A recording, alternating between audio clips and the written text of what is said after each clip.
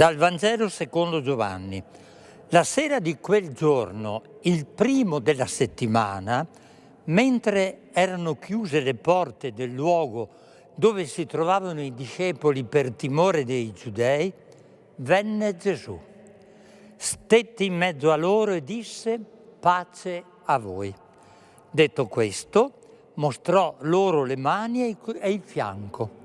E i discepoli gioirono al vedere il Signore. Gesù disse loro di nuovo: pace a voi.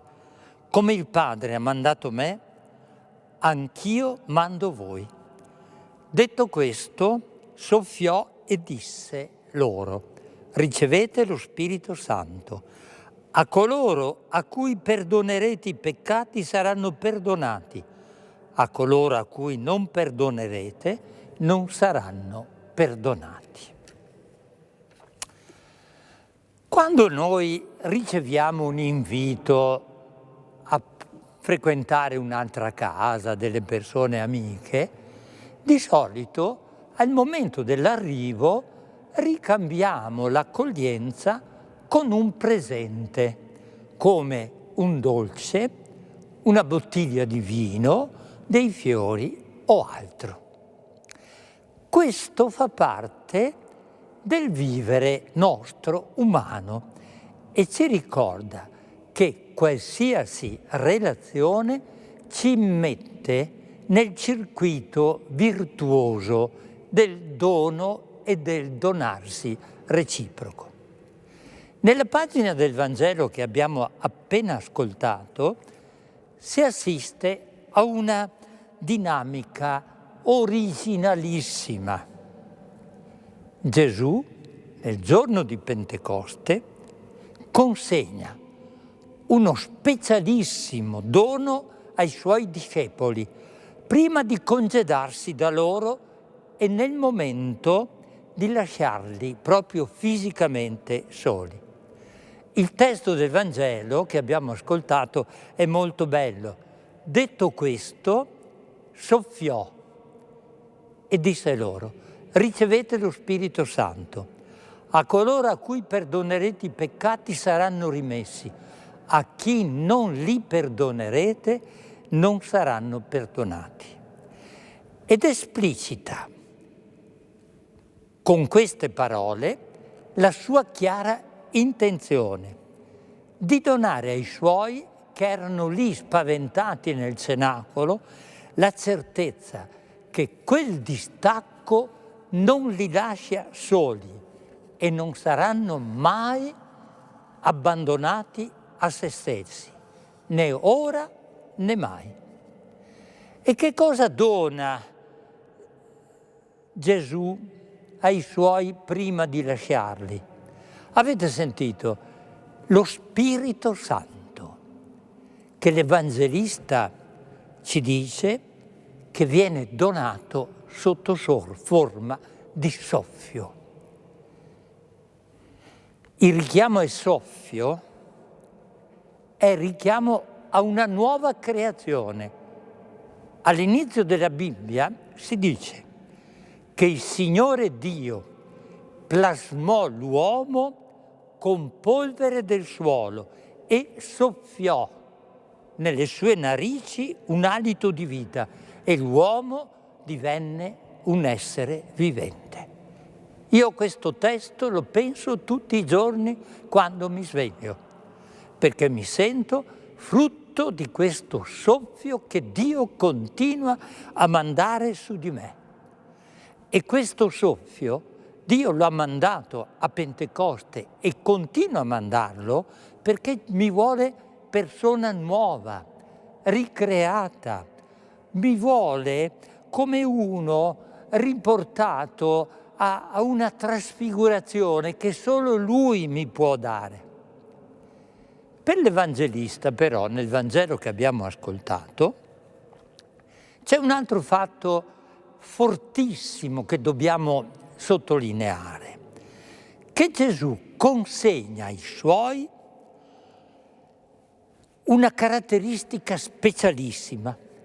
Lui consegna il perdono del Padre, che ci permette ogni giorno di riprendere il cammino, di superare le nostre fragilità e di imparare a perdonare le nostre colpe e grazie a questa pratica anche a quelle del fratello.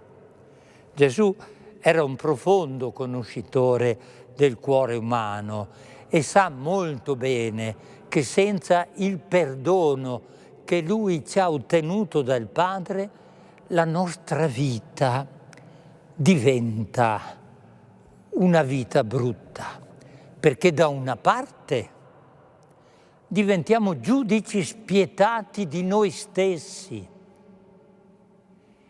e chi non si perdona, lo sappiamo, vive molto male. Dall'altra parte, chi non si perdona si rifà rivale, avversario e nemico di ogni fratello che incontra. Tante volte per le strade vedo delle persone con uno sguardo cupo. E sapete cosa io spero? Spero che dentro di loro non ci sia una carica di odio e di rancore per i fratelli che li vedono, che camminano con lui. E tante volte questo fatto del non perdonare se stessi fa sì che la nostra vita diventi brutta sempre. Gesù risorto, oggi, come ieri, continua a essere in mezzo a noi per rifarci nuovi.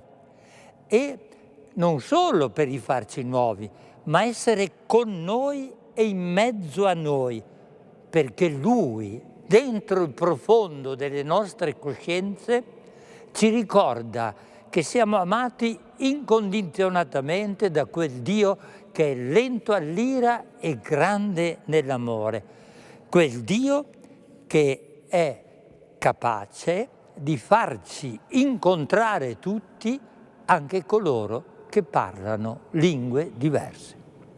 Per essere più chiari, lo Spirito Santo ci svela che il Dio di Gesù è presente in mezzo a noi nei tanti linguaggi che ascoltiamo ogni giorno e che rischiamo di non riconoscere perché distratti o indaffarati dai nostri paradigmi mentali fissi. Quante volte Dio ci parla attraverso la natura? Che bello vedere adesso la natura che è esplosa. Chi la fa esplodere? Ci parla attraverso l'arte, ci parla attraverso la poesia, i gesti di solidarietà, la giustizia, la cura, la speranza. E noi tante volte non riusciamo a vederlo in questi segni. Ecco allora la funzione dello Spirito Santo, aprire il nostro cuore e la nostra mente perché le tante parole, anche quelle simboliche, che Lui ci rivolge, unite alla parola del Vangelo, diventino la sua forte, intensa chiamata all'amore e alla vita. Quante volte noi ormai non li guardiamo più questi aspetti. Quante volte Dio si manifesta in un tramonto, in un cielo stellato o in una primavera che incanta e che stupisce, magari in un film fatto bene, in un quadro, in un'opera d'arte e in tutto ciò che ci sorprende perché bello. Quante volte Dio si rende presente, e io lo cerco tutti i giorni, in quell'uomo forte che ha il coraggio di chinarsi sul debole per prendersi cura del malato o dell'anziano. Quante volte Dio si rende presente in quei pochi politici che difendono i poveri e non usano i poveri per fare strada, o in quella pagina del Vangelo che per caso magari ascoltata durante una qualche messa o in qualche occasione ci sorprende e ci fa capire attraverso quella narrazione che quelle parole sono di Gesù dette a me. E questo lo Spirito Santo lo fa in ciascuno di noi. E allora qual è l'invito che la festa di Pentecoste ci fa? Cerchiamo questi segni della presenza dello Spirito nella nostra vita. Guardiamoli in faccia, ringraziamo il Signore, perché è vero, nel mondo c'è tanto male, ma c'è ancora questa azione dello Spirito che dobbiamo vedere nella realtà quotidiana. E questo Spirito ci riporti a fare una vita di amore, di perdono a noi stessi, di perdono agli altri e di fraternità con tutti i fratelli che magari non usano i nostri stessi linguaggi. Allora la preghiera che mi è nata è questa. Caro Gesù, mamma e papà dicono che non si deve mai andare a casa di chi ci invita a mani vuote, per ricambiare la cortesia di chi ci ospita ci fanno portare sempre un dolce, del vino, un gelato e a volte anche dei fiori. Tu oggi hai fatto di più e hai fatto un dono ai tuoi discepoli nel momento di andare via. Hai consegnato loro lo Spirito Santo, che è il dono che ci rende capaci di perdonare. Gesù, nelle guerre uno aggredisce, l'altro spara, l'altro ancora uccide e via di seguito fino a che tutto è distrutto. Nelle famiglie tante volte è la stessa cosa. I miei zii litigano di continuo e sono sempre da avvocati e in tribunale perché non riescono a dividere una casa ricevuta in eredità. Gesù, donaci lo Spirito che insegna a perdonare e che ci aiuta a non aver più paura delle diversità. Grazie Gesù.